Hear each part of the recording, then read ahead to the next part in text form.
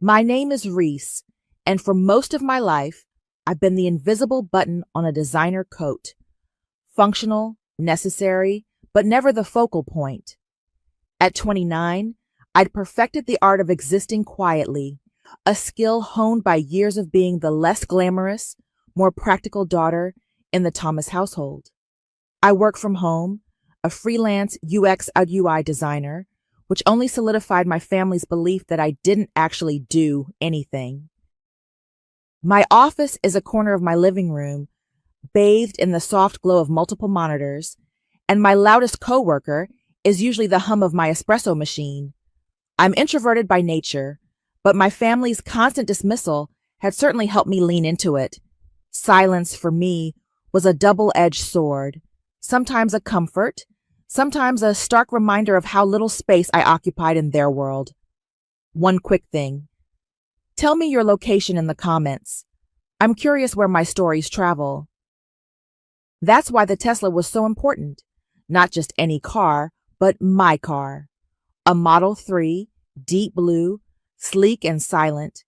I'd bought it outright, every penny earned from countless late nights hunched over design mock-ups, translating client visions into clean, intuitive interfaces. It wasn't a status symbol for me. It was a monument to my independence, a tangible representation of every ignored boundary and every unacknowledged achievement. It was the one thing that was unequivocally mine, paid for by me, chosen by me. It sat in my driveway, a quiet testament to my fierce, if often unseen, self-sufficiency, until it wasn't there. I woke up that Tuesday morning to the usual quiet hum of my house, the kind of stillness I usually cherished, poured myself a coffee, walked to the window, and blinked. The driveway was empty. My Tesla, usually gleaming under the morning sun, was gone. My first thought was theft. My heart hammered, a cold dread spreading through my chest. Then my phone buzzed, a text from my mother, Lauren. "Morning, honey. Just borrowed your car for Francesca's photo shoot. Needed something sleek for the wedding aesthetic. You don't go anywhere anyway, so you won't miss it. Love you." I stared at the screen, the words blurring. Lauren, 54, and still wielding passive aggression like a finely tuned weapon, had done it again. My younger sister, Francesca, 26, the golden child, the social media influencer whose life was a curated feed of perfection, was getting married to Beckett, a trust fund baby whose biggest flaw seemed to be his earnest naivete. And my mother, the controlling widow who saw Francesca as her personal project, had simply taken my car, not asked, not borrowed with permission, taken for a photo shoot, for the aesthetic. My jaw tightened. This wasn't family sharing, as Lauren would inevitably call it. This was a seizure, a casual act of entitlement, another brick in the wall of her favoritism. Francesca, of course, would have known. She'd probably even suggested it. Why bother with a rental when Reese's perfectly good, fully paid for Tesla was just sitting there, doing nothing? My initial instinct, the one honed by years of being the easy daughter, was to call, to argue, to demand it back. But then I remembered the countless times I'd tried that, only to be met with Lauren's practiced sighs about how sensitive I was, or Francesca's wide-eyed innocence, claiming she didn't realize it was such a big deal. It was always me who was the problem, me who was too demanding, too selfish. So I didn't. I took a slow, deep breath, the bitter taste of cold coffee in my mouth. I walked to the kitchen, poured the rest of the coffee down the drain, and rinsed the mug. I even hummed a little tune, a quiet, almost imperceptible melody. I picked up my phone, texted Lauren back. "No problem, Mom. Glad I could help." I smiled, a slow, deliberate smile that didn't reach my eyes. It was the kind of smile that promised nothing good. That afternoon, I sat at my laptop, the screen reflecting the cool blue light of my office. My fingers moved over the keyboard, navigating through the Tesla app's interface. There it was, the little car icon, moving steadily along a highway, a tiny digital breadcrumb trail. The app had a hidden GPS tracking feature, a standard security measure I'd set up when I first bought the car. I'd never had a reason to use it before. My gaze lingered on the small, unassuming button labeled Location History. I clicked it. The map populated with a spiderweb of past routes, each line a silent record. I leaned back in my chair, a new kind of hum filling the quiet room. This wasn't about the car anymore. Not really. Let's make this interesting, I muttered, my voice barely a whisper, a promise to myself and to them. The little car icon on my laptop screen became my new obsession. For the first few days after I activated the GPS, it was exactly what I expected. Francesca's usual circuit: department stores, high-end boutiques, nail salons, and the occasional coffee shop with a drive-through. She was clearly using my Tesla as her personal luxury shuttle, zipping around town, probably blasting pop music and taking selfies for her Instagram stories. I saw the car parked for hours at a time at places like the Gilded Lily Spa and Haute Couture Bridal. It felt like a low-grade fever, a constant irritating hum in the background of my otherwise quiet life. Then came the speeding. My Tesla, a car I drove with mindful precision, was suddenly hitting 75 in a 55 zone. Francesca, clearly in a hurry to get to her next perfectly curated moment. I tracked it all, silently logging the times, the addresses, the speeds. It was a mundane pattern of self-indulgence, a confirmation of everything I already knew about her, until Wednesday. The car had been parked near Beckett's firm for most of the day, which wasn't unusual. Francesca often met him for lunch, or just waited around for him to finish work. But then, around 6 p.m., the little blue dot started moving. Not towards her apartment, not towards our mother's house. It headed north, out of the city, onto the highway. An hour later, it pulled into a parking garage. The address popped up on the screen: the Grandeur Hotel, a 5-star luxury establishment, an hour's drive from the city, known for its discreet service and exorbitant prices. My eyebrows lifted. An overnight trip? To a luxury hotel? On a Wednesday? Francesca wasn't exactly known for her spontaneous, romantic getaways with Beckett. Their dates were usually meticulously planned and documented for social media. This felt different. The car stayed put all night. It didn't move until 10 a.m. the next morning, when it drove straight back to the city. I called Sadie, my best friend and neighbor, a few hours later. Sadie, 30 and perpetually clad in comfortable sweats, answered on the second ring. "Reese, you sound like you just discovered a new shade of beige. What's up?" "My car," I said, my voice flat. "It spent the night at the Grandeur Hotel." There was a beat of silence. Then, Sadie's low whistle. "Ooh, fancy. So, Francesca and Beckett had a little pre-wedding rendezvous? Good for them. Though I'd have thought they'd post about it." "That's the thing," I said, leaning back in my chair, the map still on my screen. No posts. And it was a Wednesday. And the car left at 10 a.m. Beckett usually works until 6. Sadie was at my door 15 minutes later, armed with a bag of chips and a skeptical expression. "Okay, walk me through this digital breadcrumb trail." I showed her the GPS history, the overnight stay, the timing. "It just feels off," I concluded. "Francesca is a walking billboard. If she was at the Grandeur with Beckett, the entire internet would know." "Agreed," Sadie said, crunching on a chip. "So what's our next move, Sherlock?" "We need to know who she was with," I said, my gaze fixed on the hotel's location. "The Grandeur is pretty private, but it's a big place.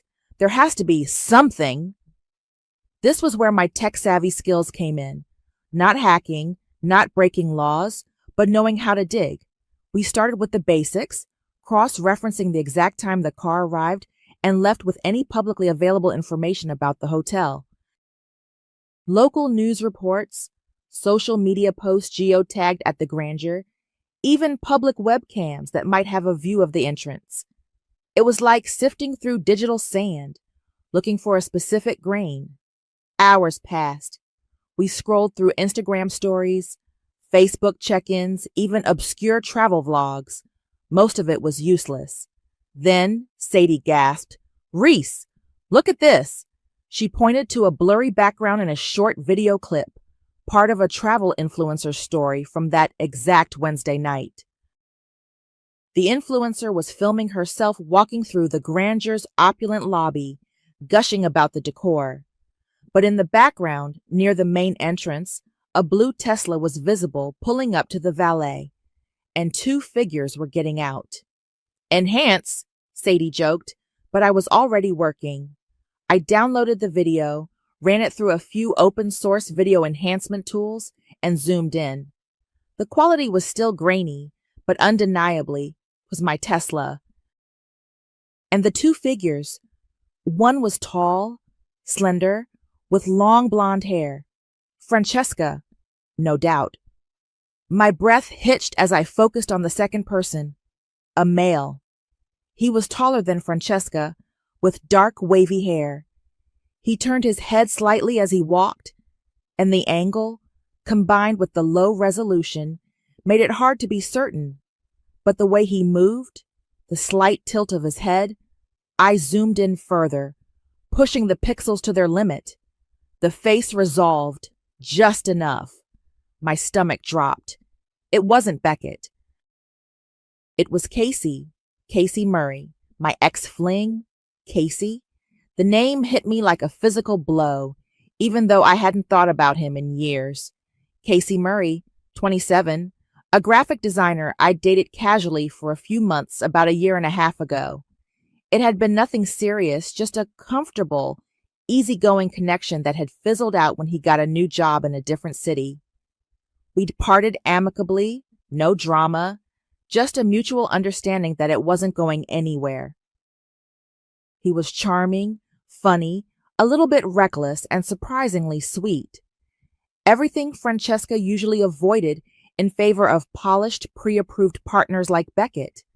But then, I remembered, Francesca had a history of quietly, almost invisibly, stealing anything I ever showed even a passing interest in. A specific brand of coffee I liked, suddenly it was her new favorite. A niche artist I'd mentioned, her new obsession, complete with framed prints. It was never overt, never a direct challenge.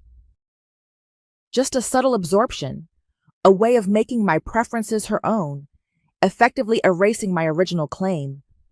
I'd always dismissed it as a weird sibling quirk, a byproduct of her need to be the center of attention. But Casey, this was a person. Sadie, seeing my face, leaned closer. "Casey? As in, you're Casey?" I nodded, still staring at the pixelated image on the screen. The one and only. "Well, damn," Sadie breathed.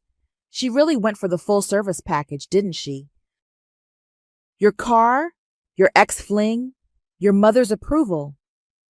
A cold anger, sharp and precise, began to replace the initial shock. This wasn't just about the car anymore. This was about a pattern, a lifetime of being overlooked, then actively undermined. Francesca wasn't just borrowing my things. She was systematically erasing my existence, one small, calculated theft at a time. And our mother, Lauren, was complicit, even an enabler. My first thought, the immediate visceral one, was to call Francesca, to confront her, to scream, to demand an explanation. But then, a different thought, colder and more satisfying, settled in. Why interrupt a liar when she's building her own noose? This wasn't a petty squabble. This was an opportunity to finally, definitively make them see me. Not the invisible button, but the hand that held the needle. I started compiling my files. This wasn't just a collection of screenshots. It was a meticulous digital murder board. I created a new folder on my desktop, labeled it Project Clarity. Inside, I started dropping everything. GPS history logs, time-stamped to the minute, showing every route, every stop, every speed violation. Freeze frames from the hotel video, zoomed and enhanced, clearly showing Francesca and Casey exiting my Tesla at the grandeur. Screenshots of Francesca's social media noting the conspicuous absence of any mention of a romantic getaway with Beckett, or any posts from the grandeur during that specific time. A timeline meticulously detailing the car's movements, cross-referenced with Francesca's known schedule and Beckett's work hours. It was like building a case, piece by painstaking piece. My UX/UI skills, usually applied to designing user-friendly websites, were now focused on constructing an airtight narrative of betrayal. Every click, every drag and drop, felt like a tiny act of rebellion.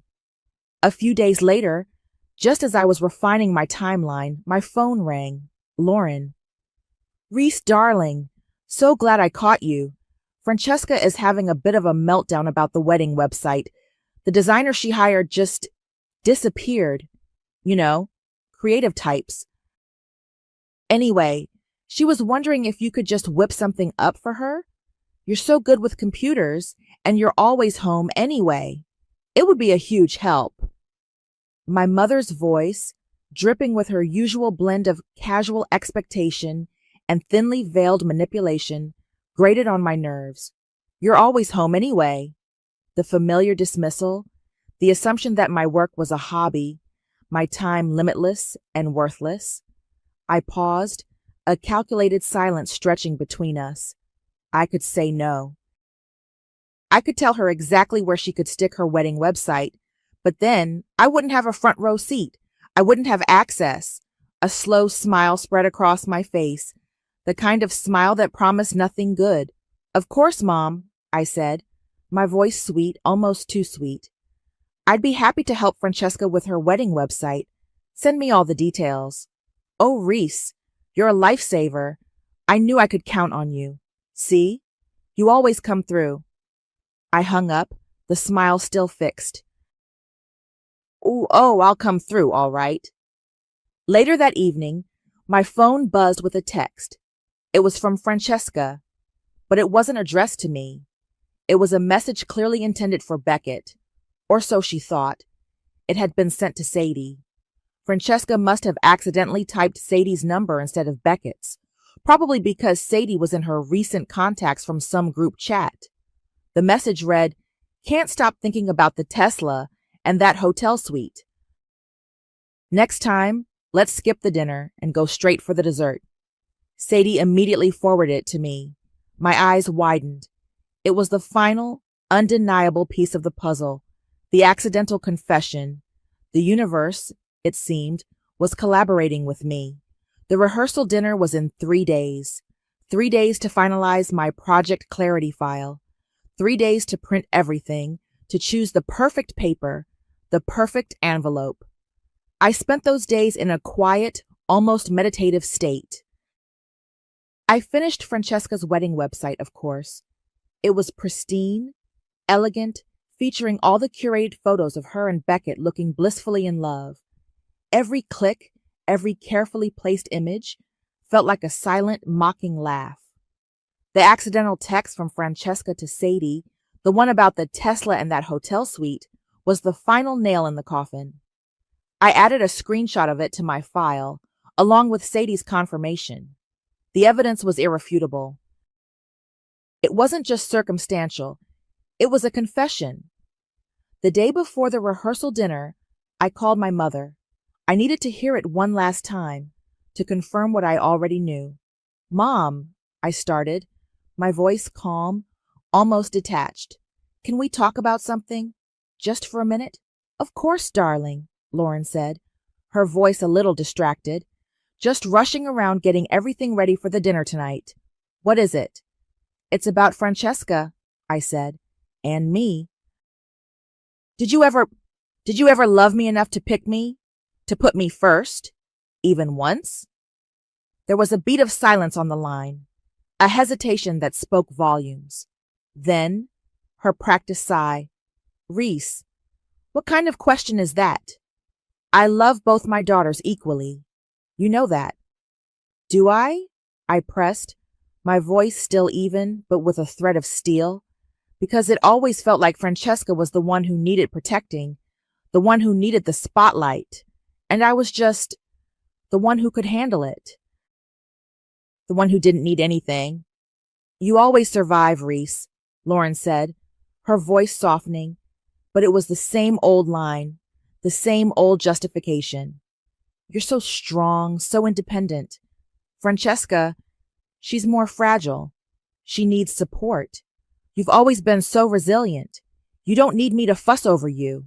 So, because I'm resilient, I don't deserve the same care, the same consideration? I asked, a bitter taste in my mouth. Because I don't make a fuss? You assume I don't feel anything? Reese, don't be dramatic, she said, a hint of impatience creeping into her tone. We're talking about a wedding here. This isn't the time for old grievances. Francesca needs this. She needs everything to be perfect. Right, I said, the word flat. Francesca needs everything to be perfect. Exactly. Now, about the seating chart for the rehearsal dinner, I was thinking you could sit at table 3 with your aunt and uncle. I didn't argue. I didn't correct her. I just listened.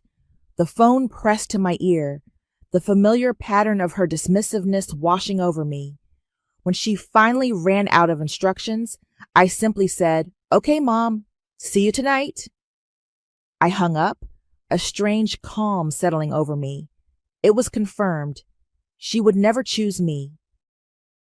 She would always prioritize Francesca, always justify her neglect with my supposed strength. And that was fine, because now I had all the pieces. I printed the entire Tesla timeline, every GPS log, every screenshot, every piece of evidence, including Francesca's accidental text. I arranged them chronologically, bound them neatly, and slid the stack of pages into a sleek, crisp white envelope. It was thick, substantial. On the front, in elegant, minimalist script, I wrote, "Congrats." No names, just the word. Then I went to my closet. I bypassed the soft sweaters and comfortable jeans. I pulled out my black dress. Not a fancy cocktail dress, but a simple, tailored black sheath.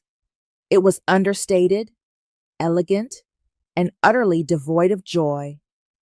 I paired it with black heels and a small black clutch. As I looked in the mirror, I saw a woman dressed for a funeral. Her own, perhaps, or someone else's. The rehearsal dinner was held at a beautiful upscale restaurant downtown. The air buzzed with nervous excitement, clinking glasses, and the forced cheer of family gatherings. Francesca, radiant in a white lace dress, was flitting between tables, accepting congratulations. Lauren, beaming, was playing the proud mother, orchestrating everything with practiced ease. I walked in, a quiet shadow in my black dress. I found my assigned seat at table 3, next to my aunt and uncle, who barely registered my presence beyond a quick nod. I ate the bread, sipped my water, and watched. I watched Francesca's performative joy, Lauren's self-satisfied smile, Beckett's earnest, slightly overwhelmed expression. He was a good man, I thought. Too good for this. Halfway through the main course, Beckett, who was at the head table, excused himself and came over to our table. He looked tired, but genuinely happy. He leaned toward me, a polite smile on his face. "Reese, thanks for coming and for helping with the website. It looks fantastic." My smile was thin, almost imperceptible. "My pleasure, Beckett," I said, my voice soft. I reached into my black clutch. My fingers closed around the thick white envelope. I pulled it out, the stark white a stark contrast to my black dress. "For you," I said, sliding the envelope across the polished wooden table towards him. It landed with a soft, decisive thud. "A wedding gift." Beckett picked up the envelope. He looked at the elegant script, then at me, a flicker of confusion in his eyes. He probably expected a gift card, or perhaps a small framed photo. He certainly didn't expect what was inside. He tore open the seal carefully, pulling out the thick stack of pages. He read the first page, then the second. His brow furrowed. I watched his face, a mask of polite curiosity slowly giving way to disbelief, then dawning horror. His eyes scanned the detailed GPS logs, the dates, the addresses. His hands, which had been resting calmly on the table, began to tremble, just slightly at first. Francesca, who had been laughing loudly at the head table, suddenly went quiet. Her gaze, usually fixed on herself or the nearest camera, darted to Beckett. She saw his expression, the way his shoulders had stiffened, the paper shaking in his hands. Her smile faltered. "Beckett?" "What is it?" she called out, her voice a little too loud in the suddenly quieter room. "What's wrong?" He didn't answer. He just stood up slowly, deliberately. The pages in his hand rustled. He didn't look at Francesca. He didn't look at Lauren, who was now staring at him, her face a mixture of confusion and irritation. He didn't look at anyone. He simply turned and walked out of the dining hall. His departure was quiet, but it was like a physical blow, sucking the air out of the room. Panic, swift and sharp, bloomed on Francesca's face. The curate perfection of her evening shattered. "Beckett, where are you going?" she shrieked, pushing back her chair. It scraped loudly against the floor, a jarring sound in the sudden silence. The murmurs started then, a ripple of whispers spreading through the room. Heads turned. Guests exchanged confused glances. Lauren's face was a study in controlled fury, her eyes darting between Francesca's escalating panic and the empty doorway where Beckett had vanished. Francesca rushed towards my table, her eyes blazing, fixed on me. "What did you give him, Reese? What was in that envelope?" Her voice was a desperate hiss, raw and uncharacteristic. I met her gaze, my expression calm, almost serene. I took a slow sip of my water. "Just a story," I replied, my voice soft, but clear enough for those at my table to hear. "With wheels." She lunged for the envelope, which Beckett had left on the table. My aunt, startled, pulled back her arm. Francesca snatched the thick white folder, her fingers tearing at the edges in her haste. "Francesca, darling, what is going on?" Lauren demanded, rushing over, her voice tight with barely suppressed rage. "What have you done, Reese?" Francesca ignored her, her eyes scanning the first page, then the second. Her face, usually so animated and expressive, drained of all color. The vibrant blush she'd applied for the dinner seemed to vanish, leaving her skin stark white. Her lips parted, but no sound came out. She tried to push past Lauren, to chase after Beckett, but Sadie, who had been sitting quietly at a nearby table, suddenly appeared. She casually stepped in front of Francesca, blocking her path. It looked almost accidental, a clumsy movement in the crowded space. "Whoa, easy there, bride-to-be," Sadie said, her voice light, almost playful, but her eyes were fixed on Francesca's face. As she subtly held Francesca back, she leaned in, her voice dropping to a whisper that only Francesca and I could hear. "Check page 15, Francesca. It's a real page-turner." Francesca froze, her eyes wide with terror. She looked down at the folder in her hands, her fingers fumbling through the pages until she found page 15. It was the screenshot of her accidental text to Sadie. "Can't stop thinking about the Tesla and that hotel suite. Next time, Let's skip the dinner and go straight for the dessert. Her eyes darted back up, meeting mine. The silence in the dining hall was absolute now, the murmurs having died down, replaced by an unbearable tension. Every eye was on Francesca, on me, on the white envelope clutched in her trembling hands. Her face crumpled. A guttural sound tore from her throat, a raw, primal scream that echoed through the suddenly silent room. It was a sound of pure, unadulterated devastation, the sound of her perfectly constructed world imploding around her. The scream reverberated through the dining hall, a raw, ugly sound that tore through the polite facade of the rehearsal dinner. Francesca dropped the envelope, the pages scattering across the polished floor like fallen leaves. She stood there, trembling, her face a mask of horror and disbelief, tears streaming down her cheeks, smearing her carefully applied makeup. Lauren rushed to her side, her own face pale with shock. "Francesca, what is it? What did she do?" she demanded, glaring at me. But Francesca couldn't speak. She just pointed a shaking finger at me, then at the scattered pages. The entire room was a tableau of stunned silence, broken only by Francesca's ragged sobs. No one needed an explanation. The sheer, visceral reaction of the bride-to-be, the sudden departure of the groom, and my calm, almost serene presence in the eye of the storm told them everything they needed to know. I didn't say another word. I didn't need to. My work was done. Sadie gave me a quick, almost imperceptible nod, a silent acknowledgement of a mission accomplished. I simply stood up, walked past the frozen faces, and exited the dining hall, leaving the chaos in my wake. The cool night air outside felt like a cleansing breath after the suffocating tension inside. The fallout was swift and brutal. By the next morning, the wedding was officially called off. Francesca's meticulously curated Instagram stories, the ones documenting every detail of her perfect wedding journey, vanished. Posts were deleted. Her entire online presence, the carefully constructed influencer perfect life, began to crack and crumble in real time. The whispers turned into a roar, amplified by the speed of social media. The story, fueled by the shock of a public implosion, spread like wildfire. Lauren called me later that day, her voice shaking with a fury I hadn't heard directed at me in years. "How could you, Reese? How could you be so cruel? You've ruined everything." Her life, her reputation, this family's name. "Cruel?" I repeated, my voice flat. "You handed her my life, Mom.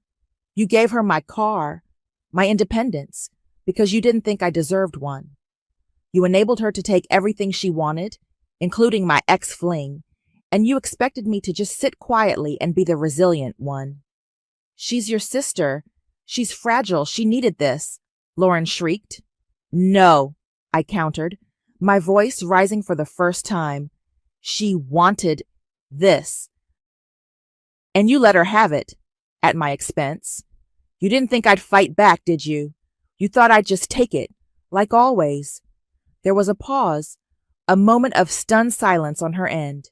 "You're just like your father," she finally spat, the ultimate insult in her book. "Always so cold, so calculating." "Maybe," I said, a faint smile touching my lips. "Maybe I am, but at least I'm honest about it." I hung up before she could respond. There was nothing left to say. A few days later, on a gray Friday morning, there was a quiet hum outside my house. I looked out the window. My deep blue Tesla, freshly washed, was parked back in my driveway, exactly where it belonged. It was a silent, almost apologetic return, a stark contrast to the dramatic exit it had made weeks ago. No note, no explanation, just the car, back home. Later that afternoon, Francesca showed up at my door. I saw her through the peephole, her face blotchy, her hair disheveled, a far cry from the glamorous influencer. She knocked, then pounded, "Reese, open the door. We need to talk. Please." Her voice was hoarse, desperate. I didn't open it. I just stood there, on the other side of the solid wood, listening to her pleas, her demands, her eventual frustrated sobs as she realized I wasn't going to budge. After about 10 minutes, she gave up, her footsteps retreating down the driveway. I walked to the kitchen, poured myself a glass of water, and then slowly, deliberately, walked out to my car. I opened the driver's side door, the familiar scent of leather and new car smell, my smell, filling my nostrils. I slid into the driver's seat, my hands gripping the steering wheel. It felt good, solid, mine. Then I noticed it. On the passenger seat, tucked neatly into the crease, was a single fake white rose, and draped over it, crumpled and discarded, was Francesca's bridal veil. I picked up the fake rose. It was cheap, plastic, a stark contrast to the real flowers that would have adorned Francesca's wedding. The veil, crumpled and discarded, felt flimsy in my hands, a trophy, perhaps, or a final, desperate act of defiance. I tossed them both onto the dashboard, a strange, almost macabre decoration. Then I started the car. The familiar, silent hum of the Tesla filled the space. I backed out of the driveway, the tires crunching softly on the gravel. It was my first time driving it in weeks, and the feeling was complicated. It wasn't the triumphant roar of a victory lap, not the exhilarating rush of pure revenge. It was quieter than that. Vengeance, I realized, wasn't a loud celebratory thing. It was a release, like holding your breath for a lifetime and finally exhaling. The weight I hadn't even realized I was carrying, the constant low-grade thrum of being overlooked, dismissed, and taken for granted, had lifted. It wasn't comfort, not exactly. It was clarity, a sharp, undeniable understanding of who I was and who they were and where I stood in relation to them. I drove aimlessly, letting the car glide through the quiet suburban streets, then onto the highway. The GPS, my silent accomplice, was now just a navigation tool, guiding me wherever I chose to go. I thought about the dining hall, the moment Beckett walked out. That brief electric second where the polite murmurs died and Francesca's carefully constructed world imploded. It was heartbreaking, yes, for Beckett, but for me, it was profoundly satisfying, not because I wanted to hurt them, not purely, but because for the first time they saw me. They saw the consequences of their actions, delivered by the invisible button. My phone buzzed, an email notification. I pulled over to a quiet side street and checked it. It was from Beckett. The subject line was simple. "Thank you." I opened it. The message was brief, earnest, just like him. He thanked me for the truth, for having the courage to show him what he needed to see. He said he was hurting, but that he knew, deep down, it was for the best. He wished me well. I stared at the words for a long moment. He was a good man. He deserved better. But he wasn't the one I needed to hear from. His validation, while kind, wasn't the point of this. This wasn't about him. It was about me. I pressed the delete button. The email vanished. I drove for another hour, just driving, feeling the hum of the car, the quiet power beneath my hands.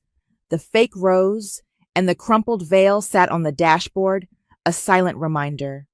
When I finally pulled back into my driveway, the sun was setting, casting long shadows across the lawn. I walked into my quiet house, the silence no longer a burden, but a sanctuary. I brewed a cup of tea, the familiar ritual grounding me. Then I opened my laptop. The screen glowed, inviting. I opened a new document. My fingers hovered over the keyboard. I had a story to tell, A different kind of story than the ones I designed for clients. This one was mine. I typed the first line, "Keep the car," and other lies my family told me. The weeks that followed the rehearsal dinner faded into months. I hadn't spoken to Lauren or Francesca since that day.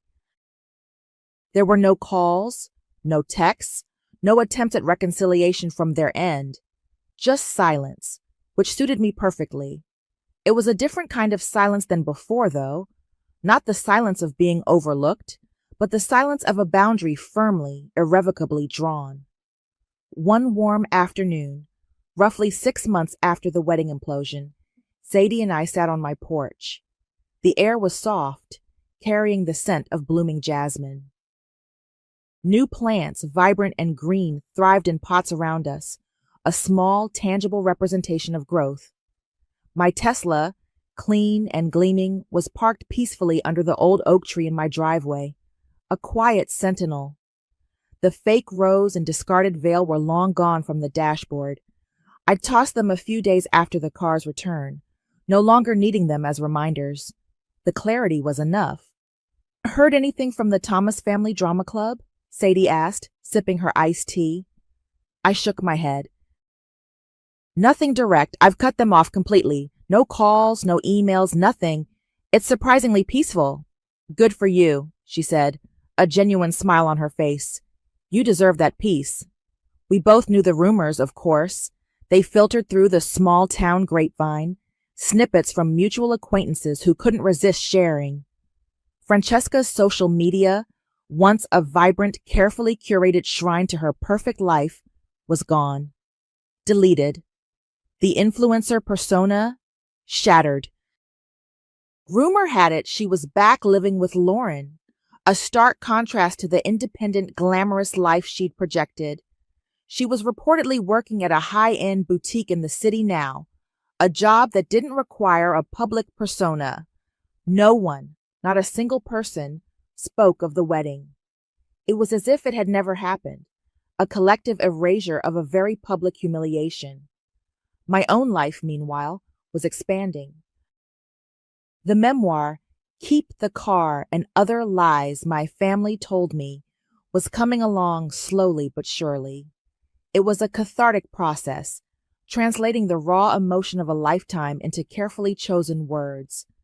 My freelance business had also taken an unexpected turn. A referral from a former client had led to a major project with a European tech company. The time difference was a challenge, but the work was stimulating, the pay excellent, and the clients genuinely valued my expertise. I was consulting for them full-time, remotely of course. My income had more than doubled. I'd started pampering myself in small, deliberate ways. A weekly massage, a subscription to a gourmet coffee service, new art for my walls. Things I'd always put off, always told myself I didn't need. It wasn't about extravagance. It was about acknowledging my own worth, something I'd neglected for too long. I was building a life that was entirely mine, on my terms, without seeking anyone else's approval or validation. "You know," Sadie said, breaking the comfortable silence, "it's funny how things work out. They tried to make you small, and you just grew bigger." I smiled, a genuine, unburdened smile that reached my eyes. "I may work from home," I said, looking out at the quiet street, then back at my car, "but trust me, I never play small again." I finished my tea, the last drops cool and sweet. Sadie packed up her empty mug. As she left, I stood up, walked to my Tesla, and opened the driver's side door. The car was still mine, a symbol of my independence, but now it was also a quiet monument to my reclamation. I backed it slowly out of the driveway, the hum of the electric engine a soft, confident purr. The fake rose and veil were long gone, but the memory of them, of what they represented, remained. A trophy, not of vengeance, but of self-respect.